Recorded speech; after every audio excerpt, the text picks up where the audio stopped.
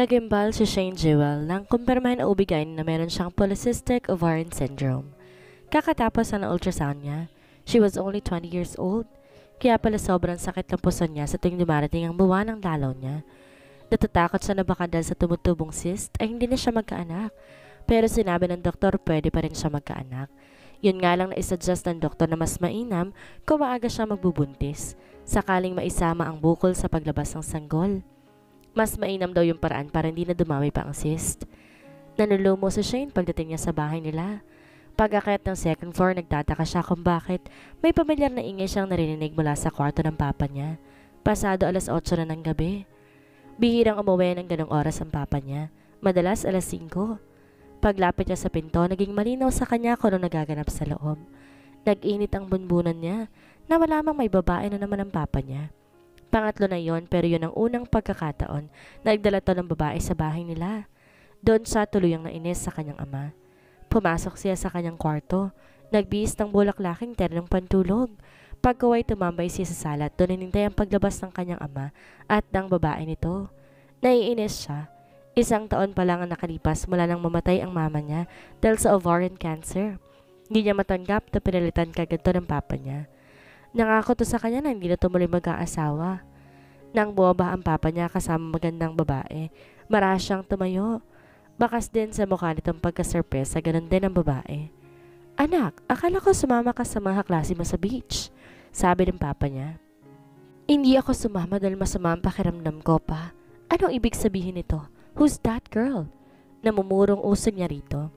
Mabilis siyang nilapitan ng kanyang ama. "I'm sorry, sweetheart. I haven't told you about her. She's Amanda, my fiancé." Pakilala ni Albert sa kasamang babae. "Fiancé? No, hindi ko siya matatanggap. Nangako kayo sa akin hindi na kayo mag-aasawa ulit." Protesta niya kasabay ng pagdali ng kanyang mga luha. "Matagal kong tiniis ang lungkot at pagkawala ng mama mo. Akala ko magiging okay din ako dahil harian ka pero may kulang pa rin. I hope you would understand me, Shane. Matagal ko na sanang gustong sabihin sa'yo tungkol kay Amanda pero wala akong lakas ng loob. Mahal ko si Amanda." Emosyonal na paliwanag ng papa niya. "Wala kayong isang salita pa?" Nanggagalaiting wika niya. "Please forgive me but my decision is final." Umiling-iling siya. Hindi niya natiis ang kanyang mabigat na emosyon. Tumakbo siya paakit ng hagdan at nagkulong sa kanyang kwarto. Hindi matanggap ni Shane ang desisyon ng papa niya. Pero sa kabila ng pagtanggi niya, itinuloy pa rin ng papa niya ang pagpapakasal kay Amanda. Hindi siya dumalo sa kasal ng mga ito. Nalaman na lang niyang lumipat ng papa niya sa bahay na binili nito sa subdivision na Alabang. Malapit lang sa kumpanyang pinagtatrabahuhan nito bilang engineer. Nagdesisyon siya na hindi na itutuloy ang kursong engineering. Nag-enroll siya sa isang culinary school na pag-aari ng pamilya ng boyfriend niyang si Robert. 6 na buwan niyang karelasyon si Robert. 6 months culinary arts lang kinuha niya. Gusto kasi niya makapagtrabaho ka agad. Nagdesisyon siyang hindi na siya aasa sa pera ng papa niya lalo pat nalaman niyang buntis na si Amanda. Habang nag-aaral, nagtatrabaho siya sa restaurant na pag-aari ng pamilya ni Abby na siyang college friend niya at girlfriend ng pinsan ni Robert. Natanggap siya bilang waitress. Maliban sa part-time job, nag-open din siya ng online business kung saan nag-offer siya ng bake-to-order cookies and cakes. Bata pa lang siya, tinuruan siya ng mama niyang mag-bake. Dati kasing pastry chef ang mama niya. Katunayan, matagal na niyang gusto maging chef. Pero dahil gusto ng papa niya maging engineer din siya, katulad nito, naengganyo siya na mag-aral. Magdadalawang taon na sana siya sa college pero huminto siya. "Why do you need to drop your course, babe? It wasn't help you to solve your problem." Sermon sa kanya ni Robert nang sunduin siya nito sa restaurant. Lulan sila ng kotse nito. Nagkwento siya rito tungkol sa nangyari sa pamilya niya. Hindi pa niya nasasabi sa mga ito na may problema siya sa matres. Natatakot siya na baka ma-disappoint ito. Hindi niya napinansin ang sermon nito. "Robert, I want a baby," sabi niya. "What?" Bulalas ito. "Gusto ko lang magbuntis." "Shane, are you kidding? Ang bata mo ba't pareho kayo nag-aaral?" Nanikip ang dibdib niya. Marino na hindi pa handang maging ama si Robert. Di niya naman ito masisisi dahil 23 pa lamang ito. At hindi pa natatapos ang kursong business management. Nag-aral kasi ito ng culinary arts bago nag-take ng business-related course. "So, ayaw mo?" Aniya. Hindi sa ayaw ko, Shane, pero masyado pong maaga. Gusto ko muna makapagtapos ng pag-aaral at maging stable ang trabaho. Ayoko, umasa lang ko sa parents ko. Marami pa akong pangarap. Nakontento na siya sa sagot nito. Hindi na lamang siya kumibo. Sabado ng gabi pagkatapos ng duty ni Shane, nanood pa siya ng live band sa mismong restaurant na pinagtatrabahuhan niya. Tuwing Sabado, merong live band. Tumutugtog doon ang kababata niyang si Honey kasama ng kabanda nito. Malayo nang nararating nito sa larangan ng musika. Meron na rin tong album. Kahit di sila madalas magkita ni Honey, madalas naman silang nag-chat sa Facebook. Palagi siya nitong pinapatiguhan. Ito ang unang sasabihin niya tungkol sa karamdaman niya. Katulad ng payo ng doktor, sinabi rin itong makakatulong ang maagang pagbubuntis para maalis ang cyst sa ovary niya. Ganon din kasi ang kaso ng tita nito na nawala ang cyst matapos manganak. Nagkwentuhan sila ni Honey matapos ang performance ito at binigyan siya ng bagong calling card. Inimbita rin siya nitong bumisita sa Wild Rose Bar sa Alabama kung saan to regular na tumutugtog. Isang linggo na nakakalipas mula nung huling makipagkita si Shane kay Honey, pero hindi pa rin niya ito tinatawagan dahil gustong gusto niya na itong makausap. Iniisip niya kasi baka busy ito. Sa ilang araw niyang pagre-research tungkol sa iba't ibang sakit sa ovary, lalo lang siyang na-stress. Ayaw niyang humantong pa sa operasyon ng ovary niya na maging dahilan na hindi na siya magkakaanak pa. Naalala niya rin na ovarian cancer ang sakit ng mama niya na naging dahilan ng kamatayan nito. May tinitake siyang gamot na nireseta ng OB-GYN niya at nakakatulong iyon para mawala ang sakit. Pero alam niyang hindi talaga ang mga gamot na iyon ang magtatanggal ng cyst. Paglipas ng halos isang buwan, nagkita sila ni Honey sa Rocky's Bar and Restaurant. Pagkatapos ng performance ni Honey, nag-order ito ng vodka para sa kanila. Di siya masyadong sanay uminom ng alak kaya paunti-unti lang iniinom niya. Nakaupo sila sa stool chair sa tapat ng counter. Panay ang gana ng paningin niya sa paligid. Mamaya nagpaalam siya para magbanyo. Nang dumaan siya sa mahabang mesa, inuukupan ng isang grupo. Nagulat siya na mamataan niya si Robert na kasama sa grupo. Ngunit ang umagaw sa atensyon niya ay ang magandang babae na katabi ni Robert. Hindi niya ito kilala. Mukhang lasing na ang mga ito dahil pansin niyang madaldal na rin si Robert. Naisip niyang lapitan ng mga to pero nag-alangan siya. Baka mabigla si Robert at magtaka bakit siya naroon. Binaliwala na lang niya ang nakita. Tumuloy siya sa banyo. Ngunit pagbalik niya ay sakto na mataan niya si Robert na nakaakbay sa babaeng katabi nito at halos maghalikan ng mga ito sa sobrang lapit sa isa't isa. Inalipin siya ng hindi may paliwanag na sakit at galit. Naisipan niyang sugurin ng mga ito ngunit nawalan siya ng lakas sa loob dahil sa umiiral na kirot sa kanyang puso. Bumalik na lamang siya sa counter at dahil sa sama ng loob, ginawa niyang tubig ang vodka. Kinausap siya ni Honey pero hindi niya na inintindi pa ang mga sinasabi nito. Umiikot na kasi ang paningin niya. Nang tumayo siya, hindi na masyado maibalanse ang kanyang katawan.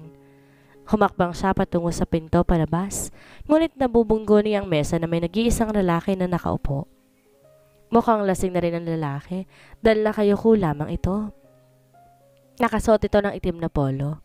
Medyo malamlam ang ilaw sa gamit nito at hindi niya na masyado maaninag pa. Ang mukha nito dahilan na rin sa pagkahilo. Habang pilit niyang inaaninag ang mukha ng lalaki, inisip niya si Robert. Na-imagine na si Robert ang lalaking kaharap niya pero alam niyang hindi. Nang lapitan niyang lalaki, bigla nitong tumayo. Nasagin itong balikat niya kaya't nawalan siya ng panimbang. Akala niya babagsak na siya pero namalaya niya nakayakap siya sa matipunong katawan ng lalaki. Sorry. Bigkas ito habang nakakapit ang kanang kamay nito sa bewang niya. Pilit niyang inaaninag ang mukha nito pero lalo lamang siyang nahihilo. Ikinawit niya ang kanyang kamay sa batok nito at akmang hahalikan nito, ngunit naunahan siya ng lalaki. Siniil na nito ng halik ang kanyang mga labi. Natokso siyang tumugon sa halik nito. Kasunod niyon naramdaman niya. Ang hilahinan na siya nito palabas ng bar. Naramdaman niya ang mainit na bagay na naglalakbay sa hubad niyang katawan. Pag-uwi may mabigat na dumagan sa kanya. Naramdaman niya ang pagdaiti na mainit na katawan ng lalaki sa kanyang kabuuan at pag-iit ng ibabang bahagi ng katawan nito sa magkabukod niyang mga hita. Maya-maya pa, pumiglas yan ang bigla siyang gupiin na makapigil niyang kirot tulad sa pag-angkin sa kanya ng lalaki. Una, mahinhin itong umulos sa kanya, ngunit habang lumalaon unti-unti itong bumibilis. Kasabay sa walang espasyong pagkilos ito sa ibabaw niya, naglaho na rin ang kirot sa una niyang naramdaman. Sa halip na halin na niyo ng nakakahibang na sarap. Pinagharian ng nakakahibang na kaligayahan ang buong sistema ni Shane, kaya't lalo lamang siyang nakalimot at naging manhid sa realidad. Nang mahimasmasan ng dalagay, nasa labas na siya ng kotse at nagdududuwal.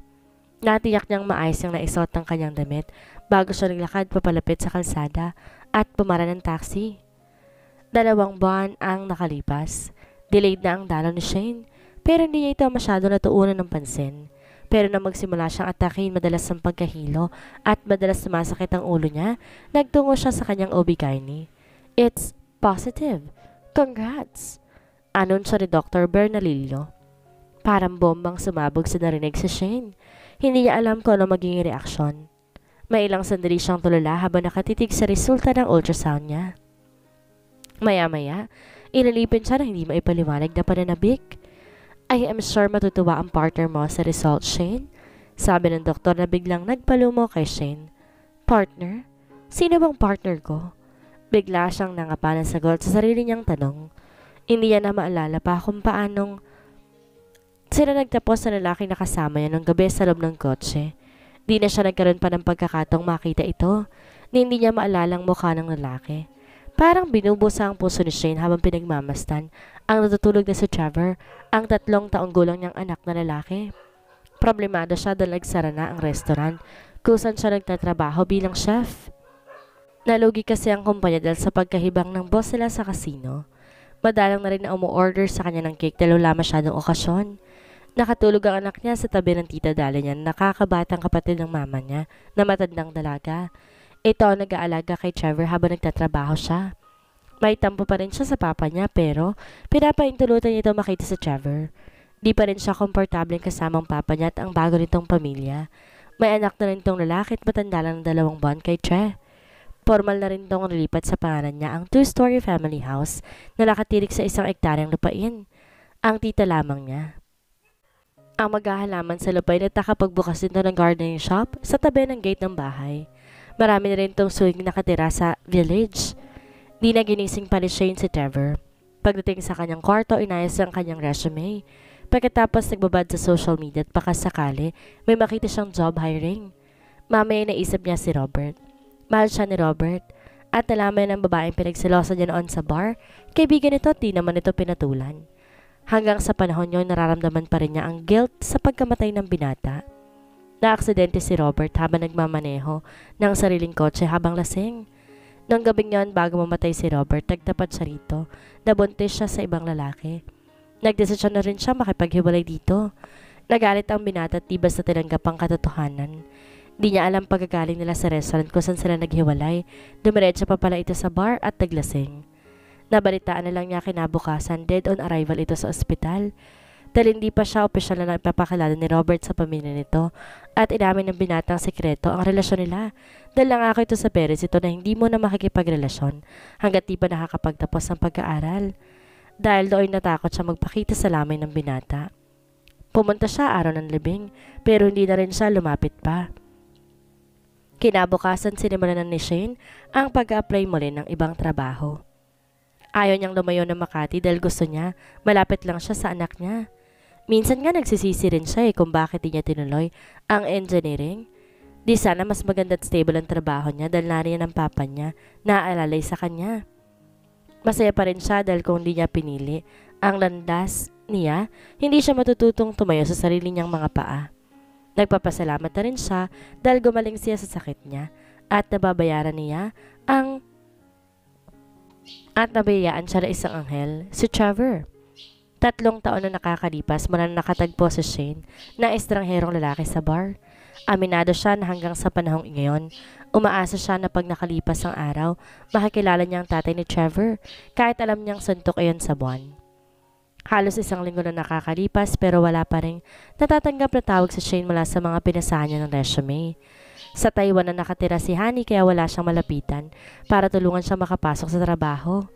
Si Honey kasi nagpasa sa kanya sa dati niyang employer.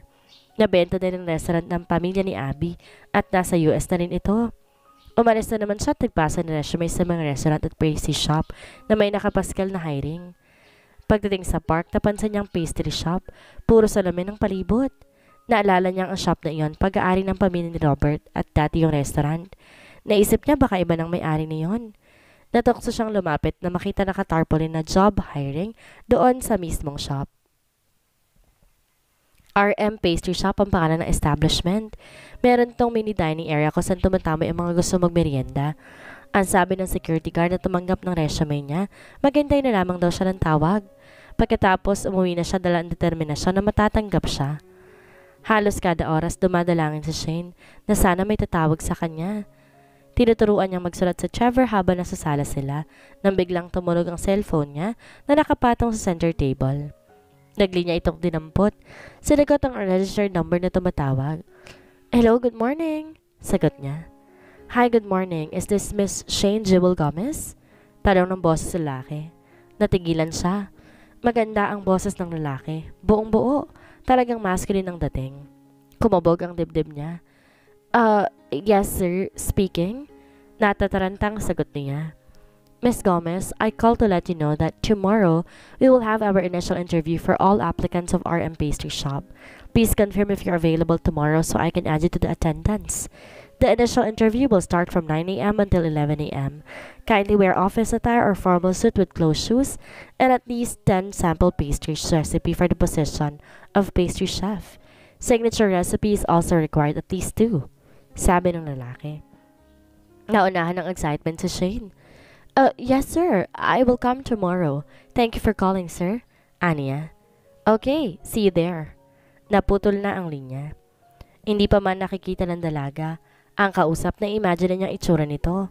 Boses pa lamang gwapo at malakas ang dating sa kanya. Gumawa ka agad siya ng listahan ng mga recipe na alam niyang signature recipe niya. Kinabukasan maaga nagising si Shane at naligo. Nagsuot ng puting blouse sa sinapawan niya ng abuhing coat at tapet na black slacks ang pang-ibaba niya. Black closed shoes with 2 inches heels naman ang sapin niya sa mga paa. Pinag-isang bungkos niyang kabali at niyang buhok, nakaputol sa kainipit ng hairpin ng ilang hebla na nakalaylay sa mukha niya. Naglagay siya ng manipis na face powder at manipis na blush on sa pisngi. Naglagay din ng manipis na eyeliner para mapasingkit ng kaunti ang katamtamang laki ng kanyang mata. Natural ang mahahabang pilik. Pink lipstick naman ang pinahid niya sa kanyang mga labing katamtaman ng nipis na naguhugis puso. Katamtaman din ang tangos ng ilong niyang makitid. Nang makontento siya sa kanyang itsura, nagtungo na siya sa RM Pastry Shop. Ine-expect niya na siya ang maunang aplikante pero nagulat siya. Pagdating, nasa dulo siya ng pila. Hindi sa mismong shop siya dinala ng gwardya, kundi sa katabi nitong gusali na nagsisilbing opisina. Halos mga lalaki ang kasama niya. Iilan lamang ang babae. Narinig niya sa kanyang mga kasamang marami na raw branch ang shop at meron ng maliliit na distributor. Doon lang ang main branch at production. Inaasahan ni Shane na maaga siyang matatapos pero mukhang aabutin pa siya ng lunch. Umiinit ng puwet niya kakaupo. Nakaidlip siya sa kakahintay. Nagulat pa siya nang kalabitin siya ng gwardya. Siya na pala ang susunod. Panay ang buntong hininga niya habang papasok siya sa opisina ng manager. Pagkabukas ng pinto, wala siyang makitang tao na nakaupo sa tapat ng mesa. Tumuloy pa rin siya. Uupo sana siya nang biglang bumukas ang pinto sa gawing kaliwa at lumabas na matangkad na lalaki. Nakasuot to ng bughaw na polo, pantalong maong. Tansya niya nasa 5'10" ang taas nito. Malapad